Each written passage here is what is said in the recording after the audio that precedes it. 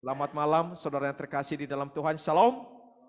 Terima kasih untuk saudara yang sudah sharing malam ini yang juga begitu menjadi berkat ya buat kita semuanya ya.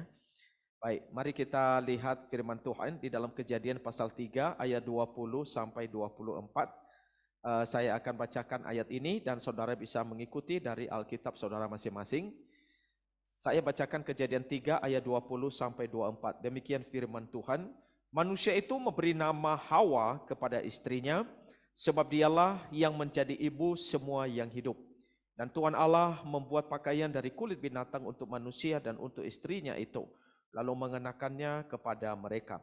Berfirmanlah Tuhan Allah, sesungguhnya manusia itu telah menjadi seperti salah satu dari kita, tahu tentang yang baik dan yang jahat, maka sekarang jangan sampai ia mengulurkan tangannya dan mengambil pula dari buah pohon kehidupan itu dan memakannya sehingga ia hidup untuk selama-lamanya. Lalu Tuhan Allah mengusir dia dari Taman Eden supaya ia mengusahakan tanah dari mana ia diambil. Ia menghalau manusia itu dan di sebelah timur Taman Eden ditempatkannya lah beberapa kerub dengan pedang yang bernyala-nyala dan menyambar-nyambar untuk menjaga jalan ke pohon kehidupan. Baik, demikian untuk pembacaan firman Tuhan buat kita saudara-saudari. Tema yang kita renungkan hari ini adalah anugerah Allah bagi manusia. Saudara, ada dua pemikiran manusia yang cukup ekstrim. Saudara, yang pertama itu adalah melihat Allah begitu kejam. Jadi ada orang-orang tertentu yang melihat bahwa Allah terlalu kejam karena mengizinkan misalnya itu pembunuhan. Juga mengizinkan hal-hal yang misalnya begitu tidak baik ya di dalam pandangan manusia begitu. Misalnya ada kejahatan dan berbagai macam hal terjadi di dunia ini.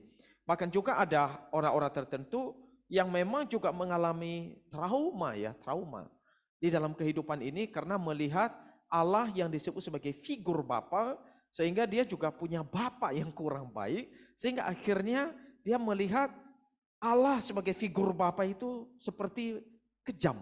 Karena dia melihat dari bapaknya itu yang juga kurang baik.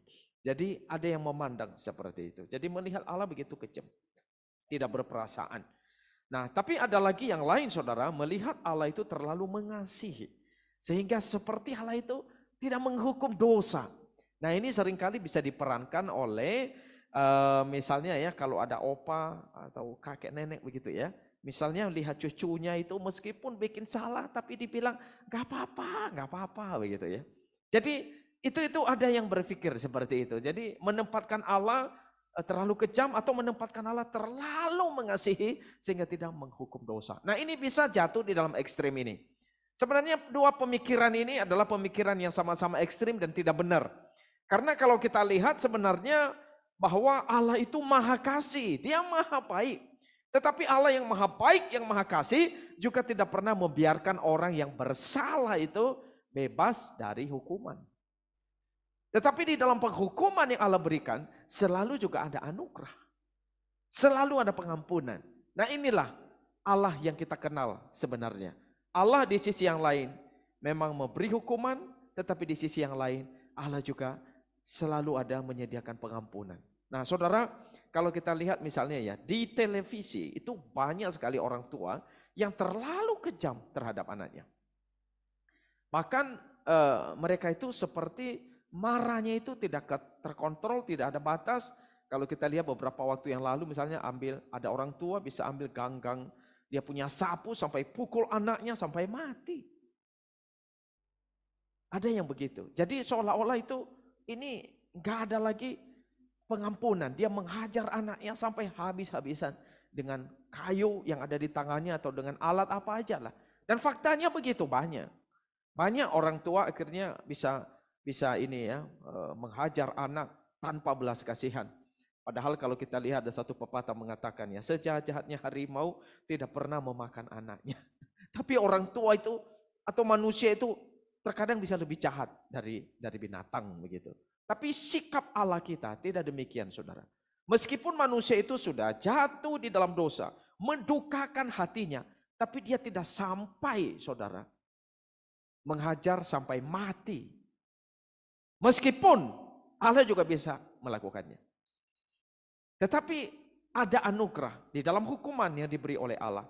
Selalu Allah melakukan hal ini. Dan itu prinsip yang kita temukan di dalam firman Tuhan yang tadi kita baca. Jadi Allah itu memang menghukum. Tetapi di sisi yang lain Allah juga memberi anugerah. Allah memberi pengampunan. Jadi Allah yang kita kenal itu adalah Allah yang sangat bermurah hati. Tetapi Allah yang tidak pernah membiarkan kesalahan tidak mendapat hukuman. Itu Allah yang kita kenal. Jadi sebuah Allah yang sangat bijaksana. Allah yang luar biasa berhikmat. Meskipun jalan pikirannya terkadang kita sulit memahaminya karena kita terbatas. Nah, kita melihat saudara, perikop yang tadi kita baca, konteksnya itu adalah ada di dalam konteks kejatuhan manusia di dalam dosa. Boleh diklik. Jadi kalau kita lihat itu Adam dan Hawa, sebenarnya mereka lebih percaya suara ular daripada firman Tuhan. Itu yang terjadi, saudara. Lalu kemudian konteksnya lagi adalah Adam dan Hawa itu lebih taat iblis daripada taat kepada Tuhan. Jadi ini mereka konteks ada di dalam manusia yang sudah jatuh dalam dosa. Mereka lebih ikuti kehendak daging daripada kehendak Tuhan. Mereka memberontak kepada Allah, mencurigai Allah. Bahkan mereka keras kepala dan menjatuhkan diri pada pilihan yang salah. Dan akhirnya mereka tidak hidup sesuai target yang dikehendaki oleh Allah. Jadi kita lihat ini konteksnya. Tetapi setelah mereka jatuh di dalam dosa, saudara, apakah Allah menghukum Adam dan Hawa? Saudara, kita lihat Allah memberi hukuman kepada Hawa dan kepada Adam juga. Dan juga Allah mengutuk yang namanya ular gitu ya. Lalu kemudian Adam dan Hawa itu mati secara rohani. Ini hukuman dari Tuhan. Ya, relasi mereka terpisah langsung dengan Allah. Dan keterpisahan dengan Allah ini sebuah kondisi yang tentunya sangat menyedihkan. Karena itu satu kondisi yang sebenarnya membawa manusia itu akhirnya tidak menikmati hadirat Allah, tidak menikmati persekutuan yang indah, akhirnya hilanglah satu persekutuan yang intim dengan Tuhan. Dan itu sebuah keterpisahan, sebuah hal yang sangat-sangat memberatkan, saudara. Tapi itu bentuk konsekuensi daripada ketidaktaatan manusia kepada Tuhan. Sehingga akhirnya relasi yang bagus menjadi putus. Dan itu yang dirasakan oleh manusia yang sudah jatuh di dalam dosa, keterpisahan dengan Allah. Relasi yang sudah rusak dengan Tuhan. Nah saudara, kita akan memperhatikan berikutnya. Tetapi di dalam hukuman ini saudara, kita akan melihat selalu masih ada anugerah Allah. Ada kemurahan yang diberi oleh Tuhan. Jadi Tuhan itu tidak sampai menghajar kita habis-habisan. Tuhan itu tidak sampai menyediakan sampai tidak ada ruang untuk manusia itu bertobat. Tidak, saudara. Bahkan kalau kita lihat ya, terkadang itu yang dilakukan oleh Tuhan. Mungkin terkadang kita berpikir kenapa orang yang begitu jahat umurnya bisa lebih panjang-panjang begitu ya. Saya cuma berpikir satu hal bahwa sebenarnya Tuhan masih bersabar pada orang itu. Tuhan masih beri dia kesempatan. Kalau memang mungkin orang ini mau berubah, mau bertobat begitu. Jadi Allah di dalam tindakannya seringkali melakukan hal itu saudara. Melakukan di mana dia bersabar, menunjukkan kemurahannya. Dan beri waktu bagi manusia untuk koreksi diri. Untuk bisa kembali kepada Tuhan. Dan itu Allah kita saudara. Tidak langsung menghajar sampai akhirnya membinasakan. Nah kita akan lihat. Anugerah Allah yang pertama. Saudara, di ayat yang ke-20, kita melihat anugerah Tuhan yang pertama bagi manusia. Di sini dikatakan manusia itu memberi nama Hawa kepada istrinya, sebab dialah yang menjadi ibu semua yang hidup. Saudara perhatikan, konteks ayat tadi sebelumnya latar belakangnya itu sebenarnya kejatuhan manusia di dalam dosa. Jadi harusnya manusia itu dihukum Tuhan, dibinasakan oleh Tuhan. Tapi di dalam ayat 20 saudara menemukan hal yang berbeda. Terbalik saudara. Manusia memberi nama Hawa kepada istrinya. Artinya di sini ada sebuah anugerah. Kemurahan dari Tuhan yang luar biasa kepada Adam.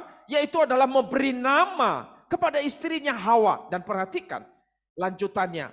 Sebab Dialah yang menjadi ibu bagi semua yang hidup. Saudara perhatikan, dia yaitu Hawa itu akan menjadi ibu. Menjadi ibu untuk siapa? Yang hidup. Semua yang hidup. Hawa dikaitkan dengan kehidupan. Berarti saudara, ada anugerah Allah di mana Adam itu saudara diberi sebuah kemurahan. Masih bisa memanggil Hawa. Dan Hawa diberi kesempatan saudara menjadi ibu bagi semua yang hidup berikutnya. Yang semestinya harusnya dia mati. Maka di sini kita melihat Allah tidak menarik berkat dari mereka. Jadi ini sebuah kemurahan Tuhan luar biasa saudara. Mari kita lihat ya. Janji Allah digenapi bahwa keturunan perempuan yang akan meremukkan kepala si ular. Hawa yang hidup akan melahirkan keturunan-keturunan berikutnya. Dan keturunan-keturunan berikutnya itu sampai kepada Kristus. Sampai kepada kita hari ini saudara. Tetapi ketika sampai kepada Kristus, nanti itu akan digenapi janji daripada Allah. Meremukkan kepala si ular. Bahkan mereka pun di pasal yang pertama itu saudara, sudah dijanjikan mereka akan berkembang biak, akan memenuhi bumi ya. Keturunan mereka bertambah banyak, berkembang biak. Mereka akan penuhi bumi ini. Itu juga janji Tuhan. Dan itu di dalam ayat ini kelihatan. Meskipun mereka sudah jatuh di dalam dosa, tapi Tuhan masih beri anugerah. Hawa dialah menjadi ibu semua yang hidup. Jadi ada anugerah Tuhan bagi mereka. Jadi masih ada kehidupan. Yang walaupun sebenarnya saudara, harusnya mereka langsung mati. Langsung mati. Bukan hanya rohani mereka mati, tapi harusnya mereka fisik juga mati. Tetapi di sini Tuhan beri mereka hidup. Untuk melanjutkan kehidupan. Menikmati janji-janji Tuhan di pasal 1. Yang begitu indah luar biasa. Bahkan janji Tuhan setelah mereka jatuh dalam dosa di ayat 15 sebelum ayat 20 ini. Juga digenapi nanti melalui keturunan mereka. Jadi kita melihat sebuah anugerah Allah bagi manusia yang sudah jatuh di dalam dosa.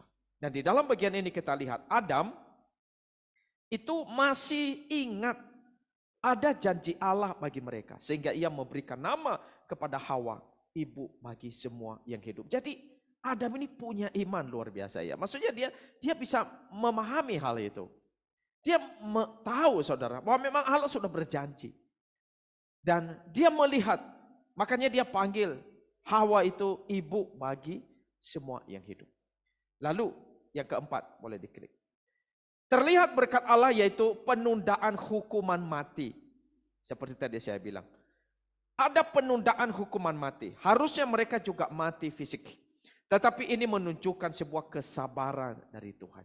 Jadi Tuhan masih beri kesempatan. Untuk mereka juga berubah. Untuk mereka bertobat. Untuk mereka memperbaiki diri. Dan itu pun yang dilakukan oleh Allah bagi kita sampai hari ini saudara. Tuhan beri kesempatan.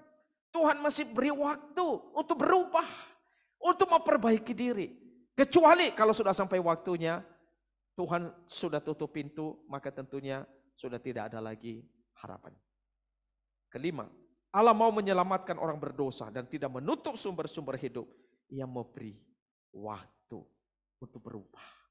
Saudara, lalu di ayat yang ke-6 ya, berkat berupa sang penebus. Keturunan yang dijanjikan yang ada di dalam pikiran Adam ketika memanggil istrinya Hawa hidup ya, karena sang penebus itu akan menjadi hidup bagi semua yang hidup dan di dalam dia semua keluarga di bumi akan diberkati dengan berharap kepada kemenangannya, berharap kepada Kristus. Itu sumber berkat dan itu kita sudah menikmati, sudah digenapi. Kristus 2000 tahun yang lalu sudah lahir dan melalui kemenangan Kristus kita hari ini menikmati anugerah Tuhan di dalam Kristus, penebusan di dalam keluarga kita, dalam hidup kita. Jadi sungguh luar biasa. Jadi di dalam ayat 20 kita menemukan anugerah Allah yang sangat hebat, luar biasa. Baik, anugerah Allah yang kedua saudara, mari kita lihat. Di dalam ayat ke-21. Dan Tuhan Allah membuat pakaian dari kulit binatang untuk manusia dan untuk istrinya itu lalu mengenakannya kepada mereka. Perhatikan saudara, Tuhan membuat pakaian dari kulit binatang untuk manusia itu. Nah, kita lihat di sini. Allah memelihara Adam dan Hawa ini, yaitu memberi mereka pakaian.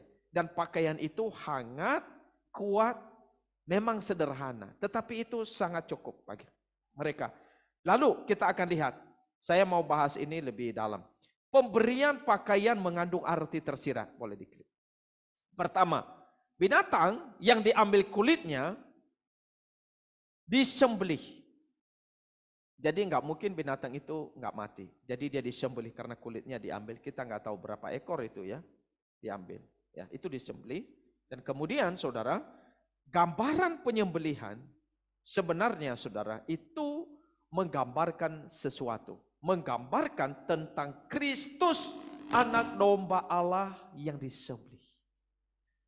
Jadi itu dari awalnya ketika mereka dikenakan pakaian saudara. Itu sudah menggambarkan, memproyeksikan ke depan akan Kristus yang akan disembelih yang mati bagi kita. Jadi ini anugerah Tuhan itu sudah dimulai dari sini sejak manusia jatuh di dalam dosa. Nah, kita akan lihat saudara ya, tanda perdamaian antara Allah dan manusia itu dimulai di situ saudara. Jadi Allah itu memulihkan mereka. Allah itu memberi anugerah kepada mereka, memperdamaikan. Meskipun memang ada kerusakan relasi yang tadi, tapi Allah memulihkan. Lalu kemudian saudara, daging itu diberikan kepada Allah, lalu kulit diberikan kepada manusia untuk dijadikan pakaian. Nah ini menandakan apa? Setelah Yesus Kristus mempersembahkan dirinya sendiri kepada Allah, maka kita harus mengenakan kebenarannya seperti mengenakan pakaian. Sehingga aib ketelanjangan kita tidak tampak. Lalu Allah membuatkan penutup dari kulit binatang, besar, kuat, tahan lama, dan pantas untuk mereka. Seperti inilah kebenaran Kristus juga bagi kita. Yang hari ini sungguh-sungguh beroleh penebusan dari Kristus. Kita mengenakan kebenarannya sehingga kita oleh Kristus dibenarkan. Bukan karena kebenaran kita, bukan karena perbuatan kita, tapi kebenaran Kristus, ketaatan Kristus, kesetiaan Kristus diperhitungkan seperti kebenaran bagi kita. Sehingga kita menjadi orang-orang yang dibenarkan oleh Allah di dalam iman kita. Nah saudara, Tuhan sekali lagi sangat baik. Di dalam penghukumannya masih ada anugerah. Dan kalau kita melihat ya, bagaimana anugerah Tuhan itu bagi orang Israel misalnya. Ya, kita bisa melihat anugerah Allah, Tuhan itu tidak langsung menghabisi Adam dan Hawa. Bahkan di dalam prosesnya nanti kita melihat anugerah Allah ketika memilih umat Israel. Ini menandakan walaupun manusia itu sudah begitu berdosa, orang Israel keras kepala berulang-ulang menyakiti hati Tuhan, tetapi Tuhan masih tetap beri anugerah bagi mereka saudara. Umat ini dipilih, bahkan dikatakan sebagai umat kesayangan, umat pilihan. Bangsa lain tidak dipilih, tapi ini dipilih, bangsa yang spesial, keturunan dari Abraham sampai keturunannya. Jadi kita melihat hati Allah sebenarnya bagi manusia itu penuh kasih. Dia sangat mengasihi, bahkan sampai kemudian kasih Allah itu bukan hanya kepada Israel, tetapi melebar sampai kepada suku-suku bangsa, kepada bangsa-bangsa di dunia, termasuk kita hari ini.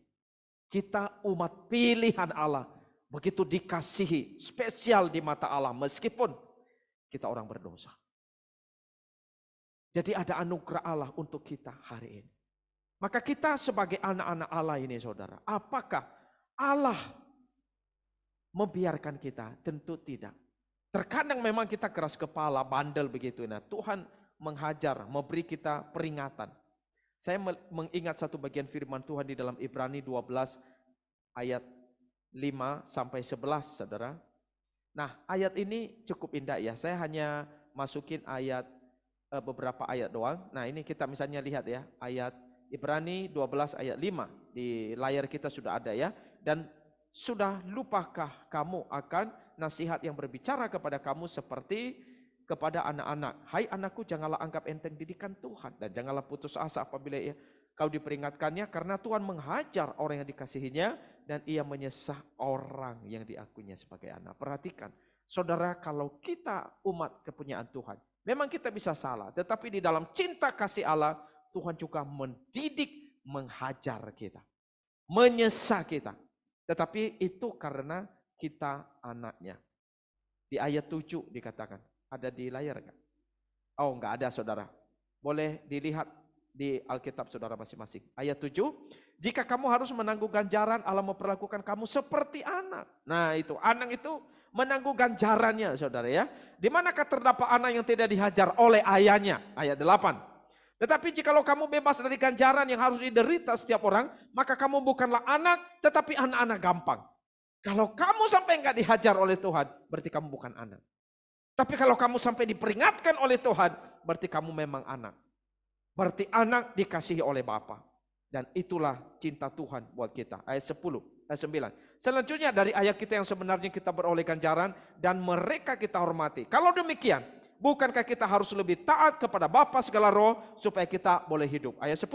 Sebab mereka mendidik kita dalam waktu yang pendek sesuai dengan apa yang mereka anggap baik, tetapi Dia menghajar kita untuk kebaikan kita supaya kita beroleh bagian dalam kekudusannya. Ayat 11 ada di layar. Memang tiap-tiap ganjaran pada waktu yang diberikan tidak mendatangkan sukacita tapi duka cita. Tapi kemudian Ia menghasilkan buah kebenaran yang memberikan damai kepada mereka yang dilatih olehnya.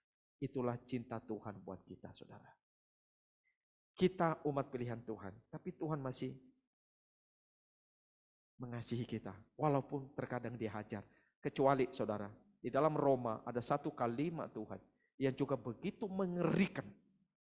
Yaitu adalah Tuhan membiarkan orang-orang itu tidak berdosa. Boleh baca pasal 1 mulai ayat 18. Kita nggak baca. Tapi di sana ketika orang berdosa, Tuhan biarkan. Sampai akhirnya mereka berdosa dan berdosa terus. Sampai mereka berhubungan laki-laki dengan laki-laki, perempuan dengan perempuan. Di dalam Roma 1 mulai ayat 18 sampai seterusnya. Artinya apa? Tuhan biarkan. Tuhan itu sudah anggap ini bukan anak-anakku. Tuhan biarkan sampai akhirnya mereka berdosa. Kalau sudah sampai di level itu saudara, tidak ada lagi anugerah bagi orang seperti itu. Tuhan sudah biarkan. Seperti anak kalau kita udah bilangi, dia nggak mau dengar, udahlah terserah kamu. Kamu mau hidup terserah. Saya tidak ada tanggung jawab lagi buat kamu. Terkadang mungkin kita bisa ngomong begitu. Terserah lu lah, mau jalani hidup kayak gimana. Nah itu, orang kalau sudah ngomong begitu berarti udah dibiarkan. Mau kamu benar, mau kamu gak benar, terserah kamu. Nah itu, berarti udah dibiarkan. Nah Tuhan kalau sudah biarkan, itu memang sudah sangat berbahaya. Tapi kalau sampai Tuhan hajar, puji Tuhan, kita masih dikasihi oleh Tuhan. Jadi saudara, Allah mengasihi kita, tetapi Allah tetap menegakkan kesucian dan kemuliaannya. Makanya di dalam ayat 22 sampai 24, kita melihat, boleh diklik, terakhir. Nanti saudara boleh baca lagi 22 sampai 24, tetapi ini terakhir saudara, di mana Allah kemudian mengusir dan menghalau manusia dari Taman Eden. Mempermalukan manusia untuk tidak sombong saudara. Dan meninggikan diri. Makanya Tuhan usir mereka ya. Karena mereka sudah berdosa dan itu konsekuensi dosa. Dosa itu pasti ada konsekuensinya. Ada yang harus kita tanggung. Manusia dihalau di Taman Eden untuk mencari pertolongan Allah. Jadi diputuskan dari hak-hak istimewa. Sebenarnya dia punya hak menikmati Taman Eden. Tapi diputuskan oleh Tuhan. Supaya apa? Mereka bergantung kembali kepada Tuhan. Jadi saudara, itulah. Dosa selalu ada konsekuensi. Tapi semua tujuannya Tuhan ingin kita kembali kepada Tuhan. Kiranya renungan malam ini mengingatkan kita betapa baiknya Tuhan kita. Dan betapa besarnya anugerah yang Tuhan beri. Mari kita menghargai anugerah Tuhan. Mari kita tidak bermain-main dengan dosa. Dan mari kita pakai kesempatan untuk memperbaiki diri, mengkoreksi diri. Sehingga kita dari waktu ke waktu terus berubah. Tidak terus tinggal dalam dosa. Tidak terus diperhambat, diperbudak oleh dosa. Tapi menjadi hamba-hamba kebenaran. Mari tundukkan kepala.